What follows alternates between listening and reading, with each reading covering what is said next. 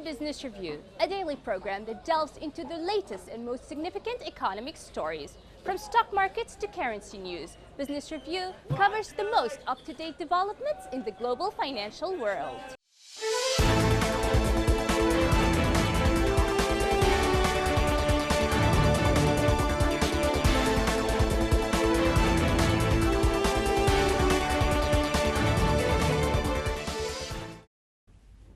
The Docklands Settlements Community Centre in East London is used to providing food for the needy, but with millions losing their jobs in the coronavirus lockdown, the centre is getting ready to expand. Along with the homeless and the elderly, bags of food are being readied for those who were hovering about the poverty line before the outbreak and are now facing a bleak future in certain times. There's going to be a lot more people that are going to need a lot more food. That's according to Samantha White, who manages the centre in Newham, one of the poorest boroughs of London. The local council has asked them, along with around half a dozen other local organisations, to act as distribution hubs, bringing in extra fridges to help them prepare for the surge in demand. 1 in 20 people in the UK had already lost their jobs due to the coronavirus when YouGov conducted a poll a week ago, and applications for universal credit, the government's benefit system, are sky high, with nearly 500,000 claims in 9 days as of last week. Before a parcel from the food bank arrived, Natasha Carty had just half a bag of rice and a tub of butter. She was wondering when her next meal would be. Carty lives in social housing near the community centre and receives government benefits. She's worried there'll be riots if people are stuck at home and unable to work for much longer. Suman Othamathir used to work for betting firm Paddy Power before it closed and was told he will only receive salary for the next 3 months. As he received a parcel from a Docklands Settlements volunteer, he said he was worried about retaining his rented accommodation in the face of losing his income. Use of community food banks in Britain has surged in recent years. The amount of food distributed by the Trussell Trust, which runs around 1,200 of the country's 2,000 food banks, rose 73% in the first 5 years alone, with around 500,000 emergency food supplies going to children last year. As the country faces its biggest crisis since World War II for millions of people, the government's financial aid will be too little, too late. The country's 5 million self-employed people will not hear if they're eligible for money until June, and although the government has said it will fund 80% of employees' wages if their company keeps them on, there is nothing to compel an employer apply for this.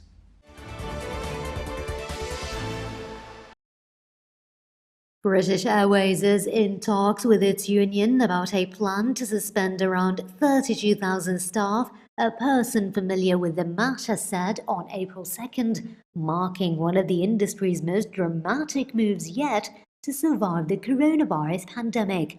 Having already agreed a 50% pay cut for its pilots, the British flag carrier is now nearing agreement on a deal to suspend around 80% of its cabin and ground crew, engineers and office staff, to see through the worst crisis in its history.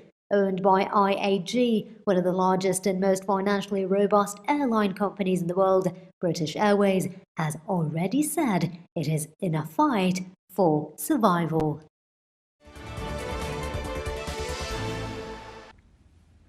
Uncertainty looms over the empty garment factories in Dhaka in Bangladesh, with shut doors that was bustling with sounds of sewing machines just 10 days ago.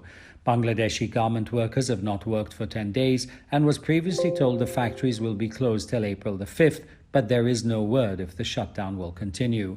Bangladesh, the second largest apparel producer after China, is set to lose roughly $6 billion in export revenue this financial year amid cancellations from some of the world's largest brands and retailers. Two major bodies, which represent the vast majority of the ready-made garment and knitwear manufacturers in the country, said cancellations were increasing daily amid coronavirus-driven lockdowns globally, and these risk jeopardizing millions of jobs in the poor South Asian nation.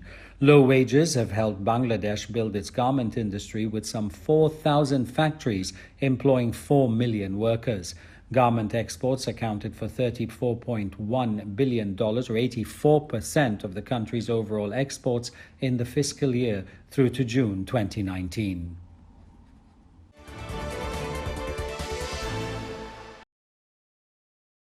Argentina's elderly, the highest risk group for coronavirus complications, crowded in long lines on April 3rd to withdraw pensions as banks scrambled to keep up with demand and extended their hours through the weekend amid a national quarantine. It was the first day banks opened in the South American country since March 20th, when the government announced a mandatory national lockdown except for essential services like food shopping or medical care. The quarantine in place until April 12th has posed a challenge to the elderly who normally visit banks in person to obtain pension payments or social funds. Thousands of retirees, many without debit cards for withdrawing funds at ATMs, snagged for up to 6 blocks in front of bank branches in the capital.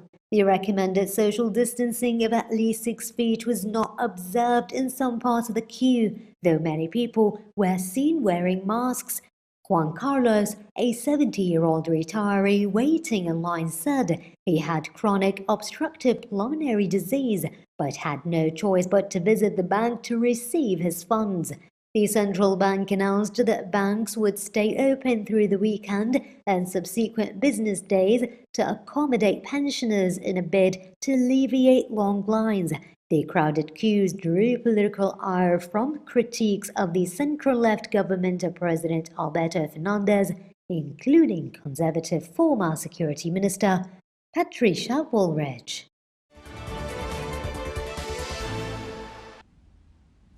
These rotting bedding plants were supposed to end up in British gardens but are now destined for the bin.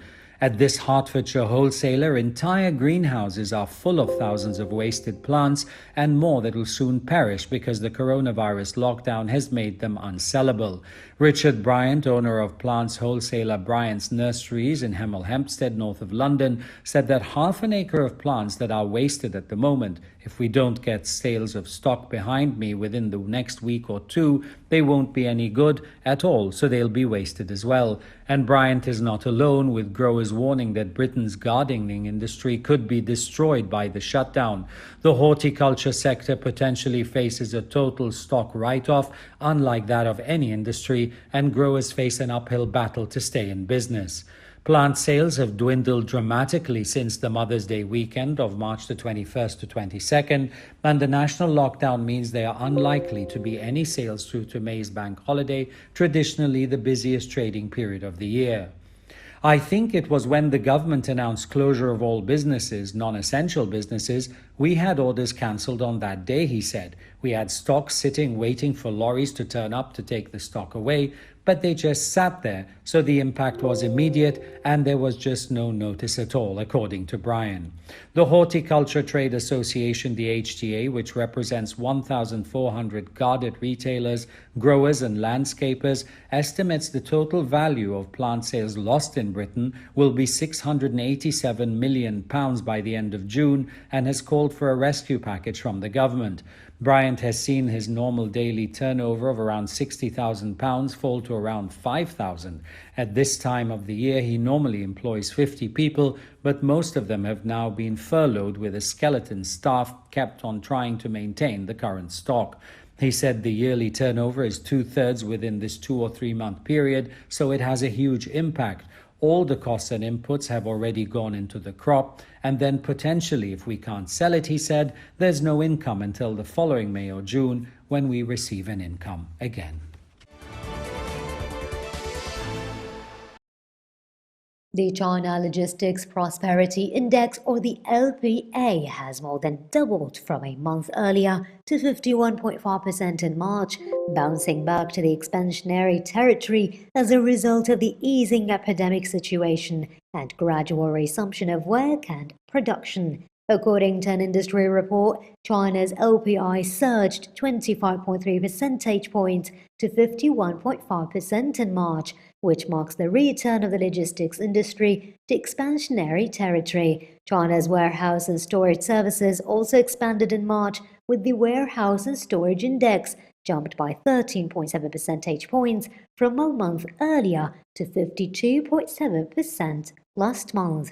He Yu, director of China Logistics Information Center, said that logistics activities in the eastern, central and western regions have all ramped up with a faster growth seen in the east. In terms of the scale of the logistics enterprises, the resumption of work and production in large, medium, small and micro companies has all been accelerating, but the well-funded large and medium-sized enterprises are more resistant to pressure, and thus their process of resuming production is faster. Specifically in March, the sub-indexes including the logistics business volume, inventory turnover, equipment utilization rate and employment personnel all rebounded significantly. Expert says that along with the accelerated recovery of the logistics industry, the operating costs will see an obvious hike, making operation harder.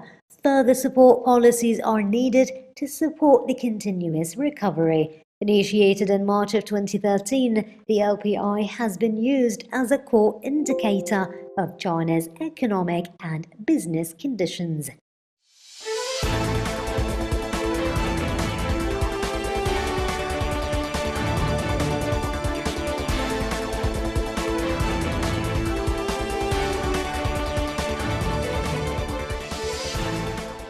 This has been Business Review, your daily source for the most critical financial stories.